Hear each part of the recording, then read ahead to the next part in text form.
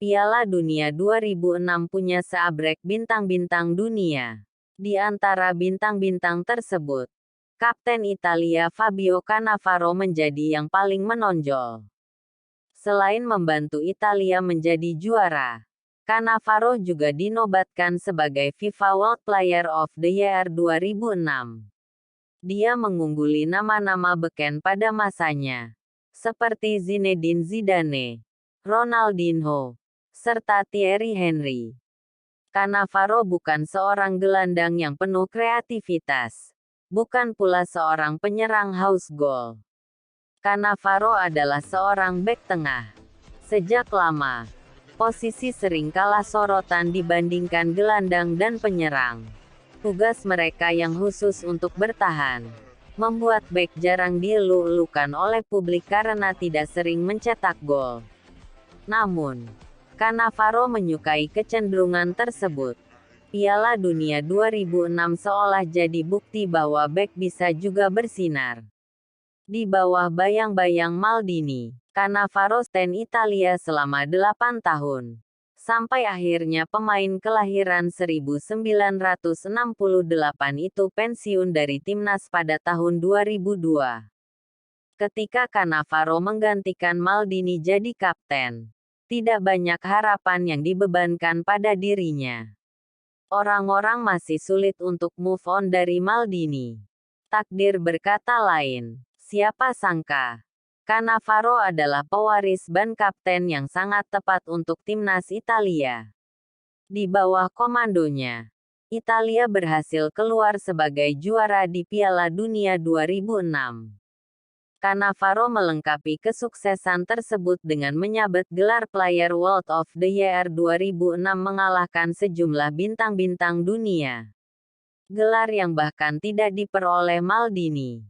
Tetapi, Cannavaro bukan berarti harus dibandingkan dengan Maldini. Orang-orang perlahan mulai mensejajarkan Cannavaro sebagai satu dari 3 bek terbaik milik Italia sepanjang masa, bersama Alessandro Nesta. Pertahanan kokoh. Pertahanan Italia di Piala Dunia 2006 terkenal sangat kokoh. Sejak penyisihan sampai menjadi juara, babak hanya 2 gol yang bersarang ke gawang Italia. Amerika Serikat dan Prancis saja yang berhasil membobolnya. Itu tidak lepas dari kehadiran Cannavaro sebagai bek tengah. Sejumlah aksi bertahannya mampu bertahan dari jala Gli Azzurri dari kebobolan. Salah satu aksi paling diingat tentunya saat semifinal melawan Jerman. Dalam situasi diserang balik, Cannavaro melakukan tackle sangat bersih kepada Lukas Podolski yang membawa. Tackle-nya tersebut menjadi awal mula gol kedua Italia pada pertandingan tersebut. Potensi bek di Piala Dunia 2022. Piala Dunia 2022 di Qatar nanti juga menghadirkan sejumlah bek-bek potensial. Tidak hanya bek tengah, tapi juga bek sayap. Perkembangan strategi sepak bola modern juga mengubah peran para pemain bertahan. Mereka tidak melihat serangan, tetapi juga membangun serangan dan menyerang.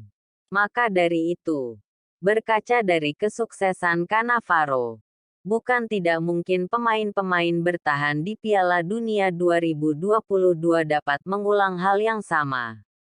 Bek yang layak dapat perhatian. Di antara sejumlah nama pemain kelas dunia, beberapa di antaranya adalah pemain belakang. Mereka ini jadi pemain yang layak untuk diperhatikan. Pertama, Trent Alexander-Arnold, bek kanan milik Inggris. Itu adalah jelmaan bek sayap modern. Akurasi umpan silang dan kepiawaiannya dalam menyerang tim yang dibelanya bisa sangat mengancam. Kedua, Matthijs de Ligt, bek tengah milik Belanda. Sejak usianya yang masih muda, de Ligt punya potensi jadi bek tangguh di dunia. Piala Dunia 2022 nanti akan jadi peluang bagi dirinya.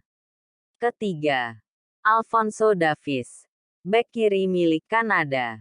Kehadirannya di timnas Kanada mampu mewujudkan mimpi negaranya lolos ke Piala Dunia setelah lebih dari 2 dekade gagal masuk. Akselerasi dan kecepatan menjadi keunggulannya.